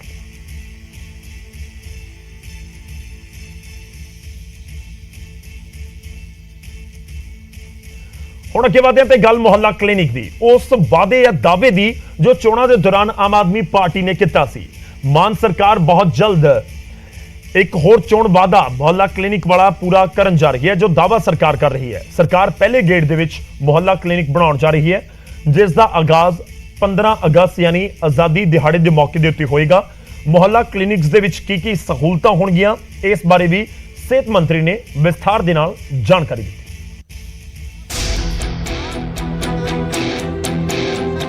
ਆਮ ਆਦਮੀ ਪਾਰਟੀ ਨੇ ਚੋਣਾਂ ਤੋਂ ਪਹਿਲਾਂ ਮੁਹੱਲਾ ਕਲੀਨਿਕ ਬਣਾਉਣ ਦੀ ਗਾਰੰਟੀ ਦਿੱਤੀ। ਚੋਣਾਂ ਤੋਂ ਬਾਅਦ ਖੁਦ ਭਗਵੰਤ ਮਾਨ ਸਿਹਤ ਮੰਤਰੀ ਨਾਲ ਦਿੱਲੀ ਪਹੁੰਚੇ। ਦਿੱਲੀ ਦੇ ਵਿੱਚ ਬਣੇ ਮੁਹੱਲਾ ਕਲੀਨਿਕਾਂ ਦਾ ਜਾਇਜ਼ਾ ਲਿਆ ਗਿਆ ਤੇ ਹੁਣ ਦਿੱਲੀ ਦੀ ਤਰਜ਼ ਤੇ ਪੰਜਾਬ ਦੇ ਵਿੱਚ ਹੀ ਮਾਨ ਸਰਕਾਰ ਨੇ ਕੰਮ ਸ਼ੁਰੂ ਕਰ ਦਿੱਤਾ ਹੈ। ਇਸੇ ਮੁੱਦੇ ਤੇ ਸੀਐਮ ਭਗਵੰਤ ਮਾਨ ਦੇ ਵੱਲੋਂ ਸਿਹਤ ਮੰਤਰੀ ਤੇ ਸਿਹਤ ਅਧਿਕਾਰੀਆਂ ਦੇ ਨਾਲ ਮੀਟਿੰਗ ਕੀਤੀ ਗਈ ਤੇ ਆਖਰ ਮੁਹੱਲਾ ਕਲੀਨਿਕ ਬਣਾਉਣ ਦੀ ਪੂਰੀ ਪ੍ਰਕਿਰਿਆ ਕਿਵੇਂ ਦੀ ਹੋਵੇਗੀ, ਮੁਹੱਲਾ ਕਲੀਨਿਕਾਂ ਦੇ ਨਕਸ਼ੇ ਤੋਂ ਸੀਐਮ ਮਾਨ ਨੂੰ ਵਾਕਿਫ ਕਰਵਾਇਆ ਗਿਆ ਤੇ ਤੈਅ ਹੋ ਚੁੱਕਿਆ ਹੈ ਕਿ 15 ਅਗਸਤ ਨੂੰ 75ਵੇਂ ਆਜ਼ਾਦੀ ਦਿਵਸ ਮੌਕੇ ਸੂਬੇ ਦੀ ਜਨਤਾ ਨੂੰ ਤੋਹਫੇ ਵਜੋਂ ਮੁਹੱਲਾ ਕਲੀਨਿਕ ਦਿੱਤੇ ਜਾਣਗੇ। ਸੀਐਮ ਮਾਨ ਨੇ ਮੀਟਿੰਗ ਦੇ ਬਾਅਦ ਟਵੀਟ ਕਰਦੇ ਲਿਖਿਆ ਕਿ ਸਿਹਤ ਮੰਤਰੀ ਸਿਹਤ ਅਧਿਕਾਰੀਆਂ ਦੇ ਨਾਲ ਅਹਿਮ ਮੀਟਿੰਗ ਕੀਤੀ। ਦਿੱਲੀ ਦੀ ਤਰਜ਼ ਤੇ ਪੰਜਾਬ ਦੇ ਵਿੱਚ ਮੁਹੱਲਾ ਕਲੀਨਿਕ ਬਣਾਉਣ ਜਾ ਰਹੇ ਹਾਂ। ਪੰਜਾਬ ਦੇ ਲੋਕਾਂ ਨੂੰ ਵਧੀਆ ਅਤੇ ਮੁਫਤ ਇਲਾਜ ਦੇਣ ਦਾ ਵਾਅਦਾ ਪੂਰਾ ਵੀ ਕਰਾਂਗੇ ਤੇ ਪੰਜਾਬ ਦੀ ਸਿਹਤ ਸੇਵਾਵਾਂ ਨੂੰ ਪੂਰੇ ਦੇਸ਼ ਦੇ ਵਿੱਚ ਮਿਸਾਲੀ ਬਣਾਵਾਂਗੇ। ਸਿਹਤ ਮੰਤਰੀ ਵਿਜੇ ਸਿੰਗਲਾ ਨੇ ਦੱਸਿਆ ਕਿ ਪਹਿਲੇ ਗੇੜ ਦੇ ਵਿੱਚ 75 ਮੁਹੱਲਾ ਕਲੀਨਿਕ ਖੋਲ੍ਹੇ ਜਾਣਗੇ, ਜਿਸ ਦੀ ਸ਼ੁਰੂਆਤ 15 ਅਗਸਤ ਤੋਂ ਹੋਵੇਗੀ, ਜਿਸ ਨੂੰ ਜ਼ੋਨਾਂ ਦੇ ਵਿੱਚ ਵੰਡਿਆ ਜਾਵੇਗਾ। ਇੱਕ ਮੁਹੱਲਾ ਕਲੀਨਿਕ ਦੇ ਵਿੱਚ ਇੱਕ ਡਾਕਟਰ ਹੋਵੇਗਾ ਤੇ ਮਰੀਜ਼ਾਂ ਵਾਸਤੇ ਟੈਸਟਾਂ ਦੀ ਸਹੂਲਤ ਹੋਵੇਗੀ। ਬਿਲਕੁਲ ਜੀ, ਅੱਜ ਸੀਐਮ ਸਾਹਿਬ ਦੀ ਅਗਵਾਈ 'ਚ ਮੀਟਿੰਗ ਹੋਈ। ਕਾਫੀ ਦਿਨ ਤੋਂ ਅਸੀਂ ਇਸ ਵਿਸ਼ੇ ਤੇ ਸਟੱਡੀ ਕਰ ਰਹੇ ਹਾਂ। ਸਾਡੇ ਆਫੀਸਰਸ 15 ਅਗਸਤ ਜੋ ਕਿ 75ਵਾਂ ਆਜ਼ਾਦੀ ਦਾ ਦਿਵਸ ਹੈ, ਉਸ ਮੌਕੇ ਤੇ 75 ਮੁਹੱਲਾ ਕਲੀਨਿਕ ਪਹਿਲੇ ਚਰਨ 'ਚ ਲਾਂਚ ਕੀਤੇ ਜਾਣਗੇ। ਸਿਹਤ ਮੰਤਰੀ ਨੇ ਜਾਣਕਾਰੀ ਦਿੱਤੀ ਹੈ ਕਿ 5 ਜਾਂ 10 ਹਜ਼ਾਰ ਦੀ ਆਬਾਦੀ ਤੇ ਇੱਕ ਮੁਹੱਲਾ ਕਲੀਨਿਕ ਉਪਲਬਧ ਹੋਵੇਗਾ ਤੇ ਮੁਹੱਲਾ ਕਲੀਨਿਕ ਦੇ ਵਿੱਚ ਜੋ ਸਟਾਫ ਰੱਖਿਆ ਜਾਵੇਗਾ ਉਸ ਨੂੰ ਲੈ ਕੇ ਜਲਦ ਐਡ ਦਿੱਤੀ ਜਾਵੇਗੀ ਤੇ ਮੁਹੱਲਾ ਕਲੀਨਿਕ ਦੇ ਵਿੱਚ ਕੰਮ ਕਰਨ ਵਾਲੇ ਸਟਾਫ ਨੂੰ ਤਨਖਾਹ ਤੋਂ ਇਲਾਵਾ ਇਨਸੈਂਟਿਵ ਵੀ ਦਿੱਤਾ ਜਾਵੇਗਾ। ਕਾਰਗਰ ਹੋਣਗੇ। ਕਾਰਨ ਕੀ ਹੈ ਕਿ ਅਸੀਂ ਹੌਲੇ-ਹੌਲੇ ਜ਼ੋਨ 'ਚ ਵੰਡਾਂਗੇ, ਕਿਉਂਕਿ 5 ਤੋਂ 10 ਹਜ਼ਾਰ ਆਬਾਦੀ ਜਿੰਨਾ ਅਸੀਂ ਸਰਵੇ ਕਰਕੇ ਉਹਨਾਂ ਮਗਰ ਇੱਕ ਮੁਹੱਲਾ ਕਲੀਨਿਕ ਬਣਾਏ ਜਾਣਗੇ। ਉਹਨੂੰ ਮੁਹੱਲਾ ਕਲੀਨਿਕ ਕਹੀਏ ਜਾਂ ਸਬ ਸੈਂਟਰ ਕਹੀਏ, ਕਿਉਂਕਿ ਉਹਦੇ 'ਚ ਸਾਰੀਆਂ ਮਾਡਰਨ ਜੋ ਫੈਸਿਲਿਟੀਜ਼ ਹੈਗੀਆਂ, ਇੱਕ ਡਾਕਟਰ ਹੋਏਗਾ, ਸਟਾਫ ਨਰਸ ਹੋਣਗੇ, ਲੈਬੋਰਟਰੀ ਟੈਕਨੀਸ਼ੀਅਨ ਹੋਏਗਾ। ਉਧਰ ਅਕਾਲੀ ਦਲ ਨੇ ਮੁਹੱਲਾ ਕਲੀਨਿਕਾਂ ਨੂੰ ਲੈ ਕੇ ਮਾਨ ਸਰਕਾਰ ਨੂੰ ਨਿਸ਼ਾਨੇ ਤੇ ਲਿਆ। ਯੂਥ ਅਕਾਲੀ ਦਲ ਦੇ ਪ੍ਰਧਾਨ ਬੰਟੀ ਰੋਮਾਣਾ ਨੇ ਟਵੀਟ ਕਰਦੇ ਹੋਏ ਲਿਖਿਆ ਕਿ ਇਹ ਤਾਂ ਵਿਧਾਨ ਸਭਾ ਹਲਕੇ ਦੇ ਹਿਸਾਬ ਦੇ ਨਾਲ ਇੱਕ ਕਲੀਨਿਕ ਵੀ ਨਹੀਂ ਬਣਦਾ, ਤਾਂ ਫਿਰ ਕਿਹੜੀ ਸੋਚ ਦੇ ਨਾਲ ਇਸ ਨੂੰ ਮੁਹੱਲਾ ਕਲੀਨਿਕ ਕਹਿ ਰਹੇ ਨੇ। ਹੁਣ ਮੁਹੱਲਾ ਕਲੀਨਿਕ ਦਾ ਇੰਤਜ਼ਾਰ ਖਤਮ ਹੋਣ ਜਾ ਰਿਹਾ ਹੈ, ਪਰ ਦਿੱਲੀ ਦੀ ਤਰਜ਼ ਤੇ ਬਣਨ ਵਾਲੇ ਮੁਹੱਲਾ ਕਲੀਨਿਕ ਲੋਕਾਂ ਦੀਆਂ ਉਮੀਦਾਂ ਤੇ ਕਿੰਨੇ ਕੁ ਖਰੇ ਉਤਰਦੇ ਨੇ ਤੇ ਇਸ ਦੇ ਨਾਲ ਸਿਹਤ ਸੇਵਾਵਾਂ ਦੇ ਵਿੱਚ ਕਿੰਨਾ ਕੁ ਸੁਧਾਰ ਹੁੰਦਾ ਹੈ, ਇਹ ਤਾਂ ਆਉਣ ਵਾਲਾ ਸਮਾਂ ਹੀ ਦੱਸੇਗਾ। ਚੰਡੀਗੜ੍ਹ ਤੋਂ ਉਮੇਸ਼ ਸ਼ਰਮਾ, ਨਿਊਜ਼ 18 ਪੰਜਾਬ। तो ਮੁਹੱਲਾ ਕਲੀਨਿਕ 15 ਅਗਸਤ ਤੋਂ ਆਗਾਜ਼ ਕਰਨ ਜਾ ਰਹੀ ਹੈ ਸਰਕਾਰ। 75 ਮੁਹੱਲਾ ਕਲੀਨਿਕਸ ਪਹਿਲੇ ਗੇੜ ਦੇ ਵਿੱਚ ਖੋਲੇ ਜਾਣਗੇ। ਉਮੀਦਾਂ ਬਹੁਤ ਸਾਰੀਆਂ ਲੋਕਾਂ ਨੂੰ ਦੇਖਣਾ ਹੋਵੇਗਾ ਕਿ ਮੁਹੱਲਾ ਕਲੀਨਿਕਸ ਕੰਮ ਕਿਵੇਂ ਕਰਦੇ ਨੇ। ਹੁਣ ਅਗਲੀ ਖਬਰ ਦਾ ਰੁਖ ਕਰਦੇ ਹਾਂ। ਅੰਮ੍ਰਿਤਸਰ ਪੁਲਿਸ ਨੇ ਲੁਧਿਆਣਾ ਕੋਰਟ ਕੰਪਲੈਕਸ ਦੇ ਵਿੱਚ ਹੋਏ ਧਮਾਕੇ 'ਚ ਸ਼ਾਮਲ ਇੱਕ ਸ਼ਖਸ ਨੂੰ ਕਾਬੂ ਕੀਤਾ ਹੈ। ਇਸ ਦੇ ਨਾਲ ਇੱਕ ਹੋਰ ਸ਼ਖਸ ਨੂੰ ਵੀ ਗ੍ਰਿਫਤਾਰ ਕੀਤਾ ਗਿਆ ਹੈ। ਇਹ ਗ੍ਰਿਫਤਾਰੀ ਕੁਝ ਦਿਨ ਪਹਿਲਾਂ ਕਾਬੂ ਕੀਤੇ ਗਏ ਇੱਕ ਨਾਬਾਲਗ ਦੀ ਨਿਸ਼ਾਨਦੇਹੀ ਦੇ ਉੱਤੇ ਹੋਈ ਹੈ।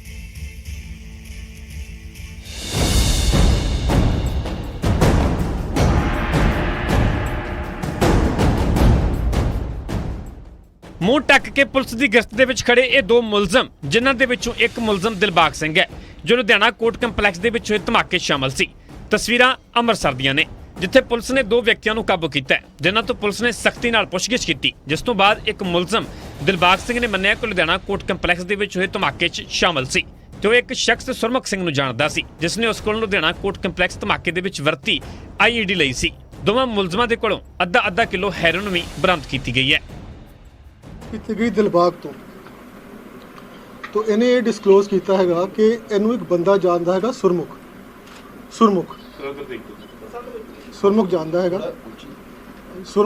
ਹੈਗਾ ਔਰ ਸੁਰਮੁਖ ਨੇ ਇਸ ਤੋਂ ਜਿਹੜੀ IED ਲੁਧਿਆਣਾ ਬਲਾਸਟ ਦੇ ਵਿੱਚ ਕੋਰਟ ਕੰਪਲੈਕਸ 'ਚ ਹੈਗੀ ਉਹ ਇਸ ਤੋਂ ਮੰਗਵਾਈ ਸੀ।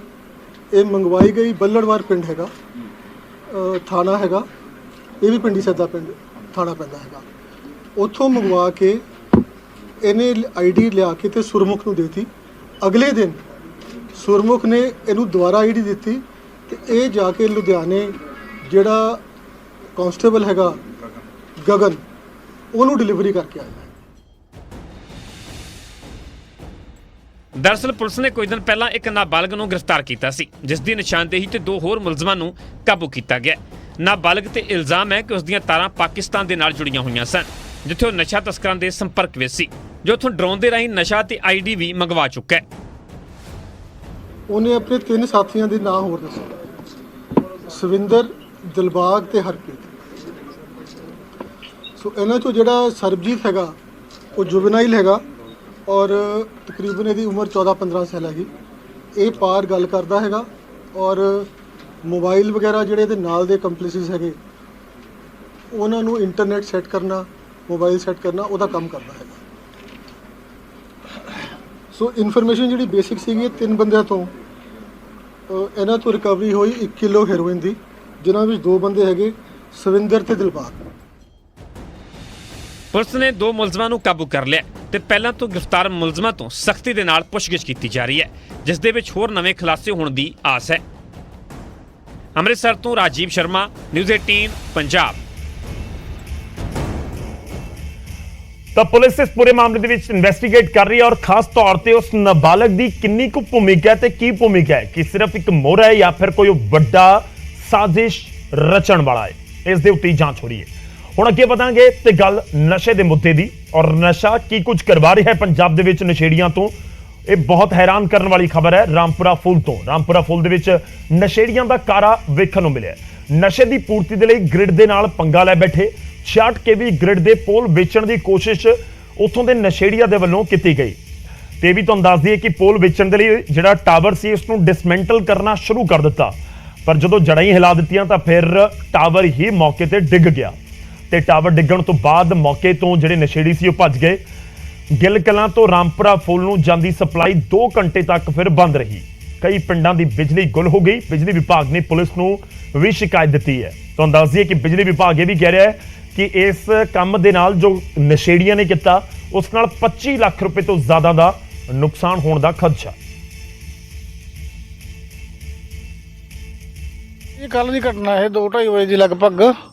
ਕੋਈ ਅਣਛਾਤੇ ਬੰਦੇ ਆਏ ਸੀ, ਸ਼ਾਇਦ ਜਿਵੇਂ ਕੋਈ ਨਸ਼ੇ ਵਗੈਰਾ ਕਰਦੇ ਹੋਣ ਬੰਦੇ, ਜਿਸ ਤਰ੍ਹਾਂ ਮਤਲਬ ਅੱਜ ਕੱਲ੍ਹ ਫਿਰਦੀ ਮੰਡੀਰ ਚਿੱਟਾ ਚੁੱਟਾ ਲਾਉਂਦੀ, ਤੇ ਉਸ ਤਰ੍ਹਾਂ ਦੇ ਬੰਦੇ ਸੀਗੇ। ਕੋਈ ਇਹਨਾਂ ਦੇ ਨਾ ਜਿਹੜੇ ਅਸੀਂ ਉਹਨੂੰ ਮੈਂਬਰ ਕਹਿੰਦੇ ਹਾਂ, ਜਿਹੜੇ ਸਾਹਮਣੇ ਦਿਸ ਰਹੇ ਹੋ ਤੁਸੀਂ, ਮਤਲਬ ਜਿਹੜੀਆਂ ਲੈਗ ਹੁੰਦੀਆਂ ਉਹਨੂੰ ਮੈਂਬਰ ਕਹਿ ਦਿੰਦੇ ਆ, ਉਹ ਖੋਲ ਰਹੇ ਸੀ। ਉਹ ਇੱਕ ਸਾਈਡ ਤੋਂ ਖੋਲ੍ਹਤੇ ਉਹਦੇ ਨਾਲ ਟਾਵਰ ਗਿਰ ਗਿਆ ਜੀ। ਇੱਥੇ ਜਿਹੜੇ ਸਾਡੇ 66 kV ਲਾਈਨ ਜਾ ਰਹੀ ਸੀ ਸਕੂਲ ਤੋਂ ਗਿੱਲ ਕਲਾਂ ਗ੍ਰਿਡ ਨੂੰ, ਉਹਦੇ ਵਿੱਚ ਇੱਥੋਂ ਜਿਹੜੇ ਕੁਝ ਅਣਪਛਾਤੇ ਚੋਰ ਕਹਿ ਲਓ ਜਾਂ ਕੋਈ ਨਸ਼ੇ ਵਾਲੇ ਕਹਿ ਲਓ, ਉਹ ਇਹਦੇ ਜਿਹੜੇ ਟਾਵਰ ਦੇ ਵਿੱਚ ਮੈਂਬਰਸ ਲੱਗੇ ਹੁੰਦੇ ਨੇ, ਉਹ ਖੋਲ੍ਹ ਕੇ ਚੋਰੀ ਕਰਕੇ ਲੈ ਗਏ।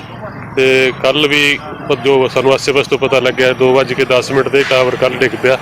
ਇੱਕ ਟਾਵਰ ਇਹਦੇ ਨਾਲ ਹੋਰ ਸੀ, ਦੋਨੋਂ ਟਾਵਰ ਡਿੱਗ ਪਏ ਉਹ ਮੈਂਬਰ ਚੋਰੀ ਹੋਣ ਕਾਰਨ। ਉਹ ਕੱਲ ਜਦੋਂ ਮੌਕਾ ਦੇਖਿਆ ਤਾਂ ਉਹ ਜਿਹੜਾ ਵੀ ਬੰਦਾ ਸੀਗਾ ਉਹਦਾ ਕੋਈ ਪਰਨਾ ਚਾਬੀ ਪਾਨਾ ਵਗੈਰਾ ਹੇਠਾਂ ਪਏ ਸੀ, ਤਾਂ ਮੌਕੇ ਤੇ ਹੀ ਪੁਲਿਸ ਨੂੰ ਤੁਰੰਤ ਇਤਲਾਹ ਦਿੱਤੀ ਸੀ। ਪੁਲਿਸ ਨੇ ਵੀ ਆ ਕੇ ਆਪਦਾ ਜਿਹੜੀ ਹੈਗੀ ਉਹਨਾਂ ਨੇ ਕਾਰਵਾਈ ਕਰ ਦਿੱਤੀ ਹੈ। ਹੈਰਾਨ ਕਰਨ ਵਾਲਾ ਮਾਮਲਾ ਜ਼ਰੂਰ ਹੈ ਕਿ ਆਖਿਰ ਕਿਸ ਤਰੀਕੇ ਨਾਲ ਨਸ਼ੇ ਦੀ ਪੂਰਤੀ ਦੇ ਲਈ ਇਹਨਾਂ ਦੇ ਵੱਲੋਂ ਪੋਲ ਹੀ ਉਖਾੜ ਦਿੱਤੇ ਗਏ, ਉਹ ਪੂਰਾ ਟਾਵਰ ਹੀ ਡਿੱਗ ਗਿਆ। ਇਸ ਸਭ ਦੇ ਵਿਚਾਲੇ ਇੱਕ ਵੱਡੀ ਖਬਰ ਹੈ, ਉਸ ਦਾ ਰੁਖ ਕਰਦੇ ਹਾਂ। ਪੁਲਿਸ ਤੇ ਕਿਸਾਨ ਆਮੋ ਸਾਹਮਣੇ ਨੇ। ਪੰਚਾਇਤੀ ਜ਼ਮੀਨ ਨੂੰ ਲੈ ਕੇ ਕਿਸਾਨ ਤੇ ਪੁਲਿਸ ਆਮੋ ਸਾਹਮਣੇ ਹੋ ਗਏ ਨੇ। ਪੁਲਿਸ ਤੇ ਕਿਸਾਨਾਂ ਦੇ ਵਿਚਾਲੇ ਧੱਕਾ ਮੁੱਕੀ ਹੋਈ ਹੈ। ਪੰਚਾਇਤੀ ਜ਼ਮੀਨ ਤੇ ਨਜਾਇਜ਼ ਕਬਜ਼ੇ ਦਾ ਇਹ ਪੂਰਾ ਮਾਮਲਾ ਹੈ। ਕਬਜ਼ਾ ਛੁਡਵਾਉਣ ਆਏ ਸਨ ਅਧਿਕਾਰੀ ਅਤੇ ਪੁਲਿਸ ਨੇ ਕੁਝ ਲੋਕਾਂ ਨੂੰ ਹਿਰਾਸਤ ਦੇ ਵਿੱਚ ਵੀ ਲਿਆ ਹੈ। ਅਧਿਕਾਰੀ ਤੇ ਪੁਲਿਸ ਟੀਮ ਬਣਾ ਕੇ ਉੱਥੇ ਪਹੁੰਚੇ ਸਨ ਕਬਜ਼ਾ ਛੁਡਵਾਉਣ ਦੇ ਲਈ, ਜੋ ਇੱਕ ਤਰੀਕੇ ਨਾਲ ਪੂਰੀ ਤੁਹਾਨੂੰ ਦੱਸ ਦਈਏ ਕਿ ਪੂਰੀ ਮੁਹਿੰਮ ਛੇੜੀ ਗਈ ਹੈ ਕਿ ਨਜਾਇਜ਼ ਕਬਜ਼ੇ ਛੁਡਵਾਏ ਜਾਣ ਪੰਚਾਇਤੀ ਜ਼ਮੀਨਾਂ ਤੋਂ। ਤਾਂ ਕਿਸਾਨ ਅਤੇ ਫਿਰ ਪੁਲਿਸ ਵਾਲੇ ਆਮੋ ਸਾਹਮਣੇ ਹੋ ਗਏ। ਗੁਰਦਾਸਪੁਰ ਦੇ ਪਿੰਡ ਬਾਉਪੁਰ ਦੇ ਵਿੱਚ ਧੱਕਾ ਮੁੱਕੀ ਹੋਈ। ਬਿਸ਼ੰਬਰ ਬਿੱਟੂ ਸਾਡੇ ਸਹਿਯੋਗੀ ਇਸ ਸਮੇਂ ਫੋਨ ਲਾਈਨ ਤੇ ਸਾਡੇ ਨਾਲ ਨੇ। ਬਿਸ਼ੰਬਰ ਦੱਸੋ ਪੂਰਾ ਮਾਮਲਾ ਕੀ ਹੈ? ਬਿਲਕੁਲ ਜੀ, ਜਿਹੜੀ ਪਿੰਡ ਬਾਉਪੁਰ ਖਾਨਾ ਜੋ ਦੀਨਰ ਹੱਥੇ 'ਚ ਪੈਂਦਾ ਹੈ, ਇੱਥੇ ਪੰਚਾਇਤੀ ਜ਼ਮੀਨ ਜਿਹੜੀ ਲੋਕਾਂ ਨੇ ਪਹਿਲੇ ਮੱਲੀ ਹੋਈ ਆ, ਉਹਨੂੰ ਛਡਾਉਣ ਵਾਸਤੇ ਪ੍ਰਸ਼ਾਸਨ ਅਧਿਕਾਰੀ ਮੌਕੇ ਤੇ ਪਹੁੰਚੇ ਸੀ। ਜਦੋਂ ਕਿ ਪੰਜਾਬ ਸਰਕਾਰ ਦਾ ਫੈਸਲਾ ਜਿਹੜੀਆਂ ਲੋਕਾਂ ਦੀ ਜ਼ਮੀਨਾਂ ਪਿੰਡ ਲੰਬੇ ਸਮੇਂ ਦੱਬੀਆਂ ਉਹ ਛਡਾਇਆ ਜਾਵੇ, ਉਹ ਜ਼ਮੀਨ ਛਡਾਉਣ ਦੇ ਪ੍ਰਸ਼ਾਸਨ ਅਧਿਕਾਰੀ ਦੇ ਪੁੱਜ ਹੋਏ ਤੇ ਉਹ ਕਿਸਾਨ ਜਥੇਬੰਦੀਆਂ ਇਸ ਚੀਜ਼ ਦਾ ਵਿਰੋਧ ਕਰਨ ਉੱਥੇ ਆ ਗਈਆਂ। ਦੁੱਖ ਦੀ ਗੱਲ ਹੈ ਗੱਲ ਵੀ ਜੋ ਲੋਕ ਪੰਚਾਇਤੀ ਜ਼ਮੀਨਾਂ ਛੱਡ ਰਹੇ ਨੇ, ਲੇਕਿਨ ਕਿਸਾਨ ਜਥੇਬੰਦੀਆਂ ਵਿਰੋਧ ਵਾਲੇ ਜੋ ਪਿਛਲੇ 50 ਸਾਲ ਤੋਂ ਜ਼ਮੀਨਾਂ ਵਾਹ ਰਹੇ ਨੇ, ਉਹਨਾਂ ਨੂੰ ਛੱਡਣ ਵਾਸਤੇ ਇੱਕ ਸਰਕਾਰ ਦਾ ਇੱਕ ਵਧੀਆ ਉਪਰਾਲਾ ਜੋ ਕਿ ਪਿਛਲੀ ਸਰਕਾਰਾਂ ਨੇ ਨਹੀਂ ਕੀਤਾ, ਉਹਨੂੰ ਉਹਦੇ ਵਿੱਚ ਇੱਕ ਵਿਘਨ ਪਾਉਣ ਦੀ ਕੋਸ਼ਿਸ਼ ਹੈ। ਜਿਸ ਕਰਕੇ ਸਵੇਰ ਤੋਂ ਲੈ ਕੇ ਤਣਾਅ ਵਾਲਾ ਮਾਹੌਲ ਬਣਿਆ ਸੀ ਔਰ ਕਿਸਾਨਾਂ ਨੇ ਇਸ ਚੀਜ਼ ਦਾ ਵਿਰੋਧ ਸ਼ੁਰੂ ਕਰਤਾ ਸੀ। ਔਰ ਜਦੋਂ ਅਖੀਰ ਤੇ ਸ਼ਾਮ ਨੂੰ ਫਿਰ ਜਦੋਂ ਪ੍ਰਸ਼ਾਸਨ ਦੇ ਅਧਿਕਾਰੀਆਂ ਦੇ ਸਮਝਾਉਣ ਤੇ ਕਿਸਾਨ ਨਾਮ ਨੇ ਤਾਂ ਤੁਹਾਨੂੰ ਦੇਖ ਸਕਦਾ ਤਸਵੀਰਾਂ ਚ ਨਿਊਜ਼ 18 ਪੰਜਾਬ ਦੇ ਕੋਲ ਨੇ, ਕਿਸਾਨਾਂ ਤੇ ਪੁਲਿਸ ਦੇ ਕੰਮ ਦੀ ਹੁੰਦੀ ਦਿਖਾਈ ਦੇ ਰਹੀ ਆ। ਉਹ ਜਾਣਕਾਰੀ ਤੁਹਾਨੂੰ ਇਹ ਦੇਣੀ ਚਾਹੁੰਦਾ ਵੀ ਇਹ ਸਰਕਾਰੀ ਜ਼ਮੀਨ ਦੀ ਬੋਲੀ ਪੁਲਿਸ ਅਧਿਕਾਰੀ ਗਏ ਸੀ, ਜਦੋਂ ਕਿ ਸਰਕਾਰ ਦਾ ਉਪਰਾਲਾ ਵੀ ਜੋ ਪੰਜਾਬੀ ਜ਼ਿਲ੍ਹਾ ਛੜੀਆਂ ਜਾਣ ਕੇ ਚੱਲਦੇ ਇਹ ਸਾਰਾ ਵਿਵਾਦ ਹੋਇਆ ਜੀ। ਮੌਜੂਦਾ ਸਥਿਤੀ ਕੀ ਹੈ ਬਿਸ਼ੰਬਰ ਜੀ? ਮੌਜੂਦਾ ਹਾਲਾਤ ਕੀ ਹੈ ਉੱਥੇ, ਸਥਿਤੀ ਕੀ ਹੈ ਮੌਜੂਦਾ ਹਾਲਾਤ? ਬਿਲਕੁਲ ਜੀ, ਫਿਲਹਾਲ ਤੇ ਪੁਲਿਸ ਨੇ ਉਹਨਾਂ ਨੂੰ ਜਿਹੜਾ ਕਿਸਾਨ ਜਥੇਬੰਦੀ ਆਗੂਆਂ ਨੂੰ ਖਲੇਰਨ ਤੋਂ ਬਾਅਦ ਕਿਸਾਨ ਜਥੇਬੰਦੀ ਆਗੂਆਂ ਨਾਲ ਕਹਿਣਾ ਕਿ ਦੁਬਾਰਾ ਅਸੀਂ ਇਹਦੇ ਵਾਸਤੇ ਅਗਲੀ ਰਣਨੀਤੀ ਤਿਆਰ ਕਰਾਂਗੇ। ਫਿਲਹਾਲ ਤੇ ਮਾਹੌਲ ਸ਼ਾਂਤ ਹੋਇਆ ਗਿਆ। ਮਤਲਬ ਉੱਥੇ ਕੋਈ ਕਬਜ਼ਾ ਨਹੀਂ ਲੈ ਪਾਈ ਪੁਲਿਸ ਤੇ ਅਧਿਕਾਰੀ? ਹਾਂਜੀ ਬਿਲਕੁਲ ਜੀ, ਪ੍ਰਸ਼ਾਸਨ ਅਧਿਕਾਰੀ ਜੋ BDPO ਬਲਾਗਵਨ ਤੇ ਕਬਜ਼ਾ ਲੈਣ ਉੱਥੇ ਕੇਸ ਲਗਾਏ, ਫਿਲਹਾਲ ਕਬਜ਼ਾ ਉੱਥੇ ਨਹੀਂ ਲੈ ਪਾਏ, ਲੇਕਿਨ ਜੋ ਲੱਗਦਾ ਵੀ ਸਵੇਰੇ ਪ੍ਰਸ਼ਾਸਨ ਵਾਲੇ ਕਬਜ਼ਾ ਲੈ ਲੈਣਗੇ ਕਿਉਂਕਿ ਸਰਕਾਰੀ ਜ਼ਮੀਨ ਆ। ਇਹਦੇ ਉੱਤੇ ਆਪਾਂ ਜੇ ਵੇਖੀ ਦਾ ਵਿਰੋਧ ਵੀ ਜਥੇਬੰਦੀ ਕਰੀ ਤੇ ਬਿਲਕੁਲ ਲੋਕ ਵੀ ਚੀਜ਼ ਦਾ ਵਿਰੋਧ ਕਰ ਰਹੇ। ਕਿਸਾਨ ਸਰਕਾਰ ਜ਼ਮੀਨ ਜੋ ਕਬਜ਼ੇ ਖੜੀ ਉਹ ਚੰਗਾ ਉਪਰਾਲਾ ਸਰਕਾਰ ਦਾ, ਉਹਨਾਂ ਸਰਕਾਰ ਦੀ ਇਨਕਮ ਵਧੇਗੀ ਜਦੋਂ ਕਿ ਸਾਰੇ ਪਿੰਡਾਂ 'ਚ ਇਦਾਂ ਹੋਣ ਲੱਗਦਾ। ਲੇਕਿਨ ਕਿਸਾਨ ਜਥੇਬੰਦੀਆਂ ਜਿਹੜਾ ਵਿਰੋਧ ਕਰ ਰਹੀਆਂ ਇਸ ਚੀਜ਼ ਨੂੰ ਲੈ ਕੇ ਕਾਫੀ ਤਣਾਅ ਬਣਿਆ ਜੀ। ਚਲੋ ਸ਼ੁਕਰੀਆ, ਧੰਨਵਾਦ ਸਾਡੇ ਨਾਲ ਜੁੜਨ ਦੇ ਲਈ, ਇਸ ਪੂਰੀ ਗੱਲਬਾਤ ਲਈ। ਤਸਵੀਰਾਂ ਜਿਹੜੀਆਂ ਗੁਰਦਾਸਪੁਰ ਤੋਂ ਸਾਹਮਣੇ ਆਈਆਂ ਨੇ, ਗੁਰਦਾਸਪੁਰ ਦੇ ਪਿੰਡ ਭਾਉਪੁਰਾ ਦਾ ਇਹ ਪੂਰਾ ਘਟਨਾ ਹੈ ਜਿੱਥੇ ਧੱਕਾ ਮੁੱਕੀ ਹੋਈ ਹੈ। ਪੁਲਿਸ ਤੇ ਕਿਸਾਨਾਂ ਦੇ ਵਿਚਾਲੇ ਪੰਚਾਇਤੀ ਜ਼ਮੀਨ ਦਾ ਕਬਜ਼ਾ ਛੁਡਵਾਉਣ ਦੇ ਲਈ ਪਹੁੰਚੀ ਸੀ ਪੁਲਿਸ, ਅਧਿਕਾਰੀ ਪਹੁੰਚੇ ਸਨ, ਪੁਲਿਸ ਪਾਰਟੀ ਉਹਨਾਂ ਦੇ ਨਾਲ ਸੀ ਤੇ ਇਸ ਵਿਚਾਲੇ ਇਹ ਪੂਰਾ ਵਿਵਾਦ ਹੋ ਗਿਆ ਜੋ ਤਸਵੀਰਾਂ ਵੀ ਸਾਹਮਣੇ ਆਈਆਂ ਨੇ।